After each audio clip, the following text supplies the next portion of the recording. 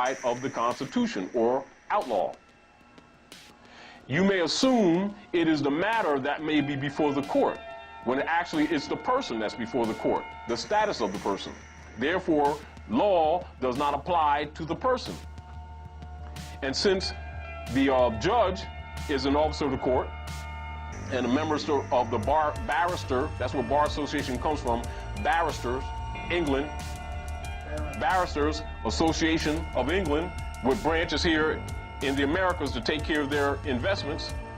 And then the prosecutor is an officer of the court, member of the Barristers Association of England, with a branch here in North America.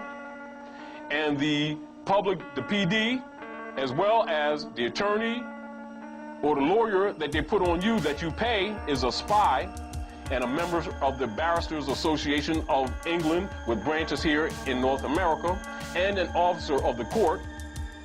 Now, does it take a child to recognize that that's a conflict of interest? But yet we roll through that every day, and they build up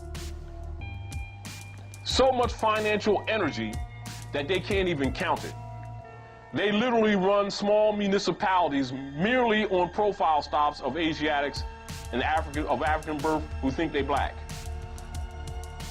and Asiatics of African birth who think they're Puerto Ricans and Latinos. And so the slavery is maintained through paperwork, and so since you don't see a face now, they can smile at you. And you actually start thinking that you've done something wrong, and actually they're regulating you just like any commercial product. So they don't have to get angry at you, do you? They don't have to, not speak to you in the morning. You say, top of the morning to you. Why? Because you and another sister, like, say you work at City Hall, right? Another sister, European, work at City Hall. Right next to you, got the same job, right? She can live in Cherry Hill. Her husband got a Mercedes, and she got a little one that she comes to work with, sometimes with the station wagon or the Dodge minivan.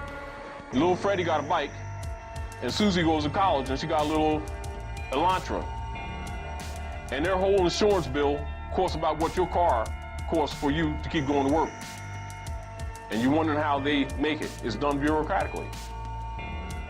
They have a mortgage of, say, $1,200, $1,300 a month mortgage, and you're trying to make $500 to $700 mortgage, struggling. And you got the same job, and you can't figure out how it takes place.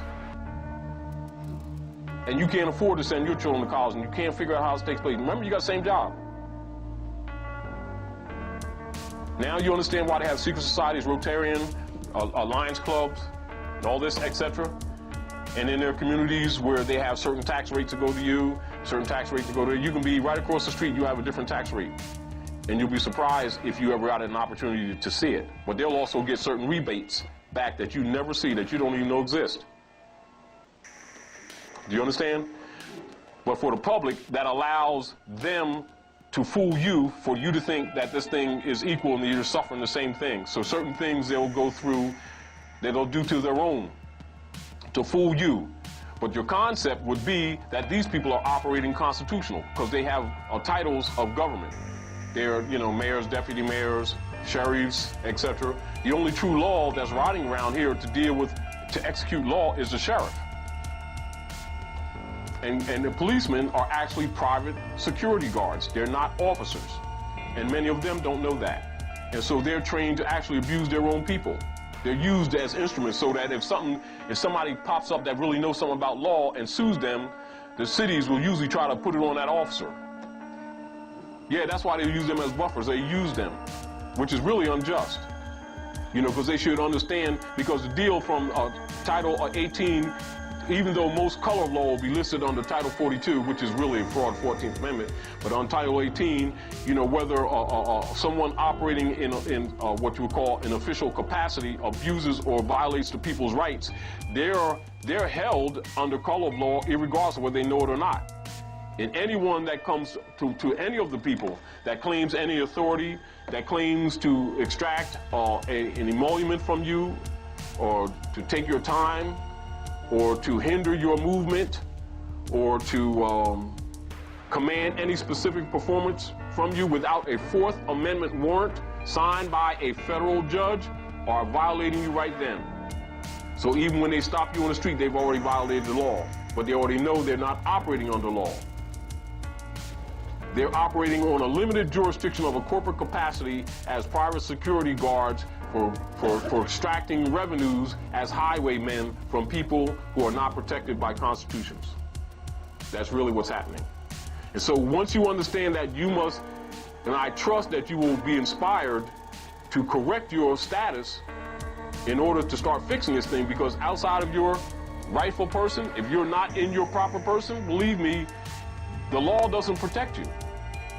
But what they do is afford you privileges under corporate capacity. That means so anyone who's been transacting business in alien names may be afforded certain privileges conditionally. That includes whether they can vote even. You know, and so once you understand how these things take place, you can start countering them. And you can't counter them with anger. You can't counter them with emotion. You must counter them with knowledge. Starting with, and note, so those who have pens, make note. In any court in a jurisdiction, the principle is the same. Proper procedure is the same all across the world. And I'll show you how they're violating you. So if I have a complaint against you relative in any court matter, no matter what it is, the first issue to come before the court, and for that court to be proper, would be the status of the being. And that's all the beings that claim interest in this matter. So the status of the person, the natural person, would be established for the record. If it's not established for the record, then I'm proceeding incorrectly if I'm adjudicating. And you know they do that, so you already know they're violating you. So I want you to start looking at these things so that when they start screwing your family members and screwing your people, don't start talking racism. Start costing them. Because they're robbers. And just because somebody has a government office in the white collar, don't assume that they're omnipotent. And don't think that they're godly. Some of the biggest criminals on this planet got white collars that turn around backwards, calling themselves preachers, and others calling themselves politicians. And it's the truth. Don't get angry at them. They're just ordinary people just like me and you. But make no mistake and start thinking that because they be talking law, saying law, that they're moral, because they are not. The biggest thieves are there. Most of them are useless cumberers of society that are absolute leeches. They produce nothing, that's why they get those types of jobs to suck off of you. And if you're not diligent to protect and secure your republic, they have a lot of avenues because they have possession of your sovereignty.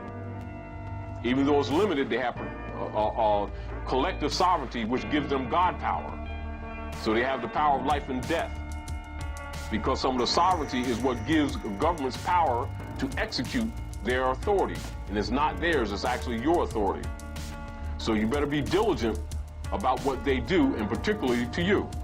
And so I don't have to tell you about what they've been traditionally doing to these Asiatics called Negroes, Blacks, and Colors. I don't have to tell you. We don't even have to list it. And there's no need for anybody to say it ain't happening, because you know it is. And you know it has been. We're here to start putting some brakes on it and start being more useful and more productive citizens in our communities. But you cannot be empowered with emotionalism or just coming together and having a rally. You can be empowered if you have knowledge, though. You can be empowered if you know what's up. If you know how things run, you can fix things. If you deal with emotions, you fix nothing. You just get ulcers and headaches, and then make the pharmaceutical companies richer. Am I right or wrong? Which perpetrates the problem.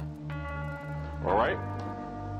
So you want to look at status, and write this down. There's 3 principles. Status, jurisdiction and venue/venue, and adjudication.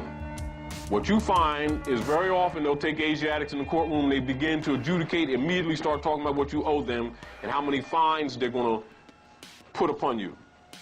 Now, let's look at the Constitution. And remember, all of you have your Constitution, right? Everybody got a Constitution?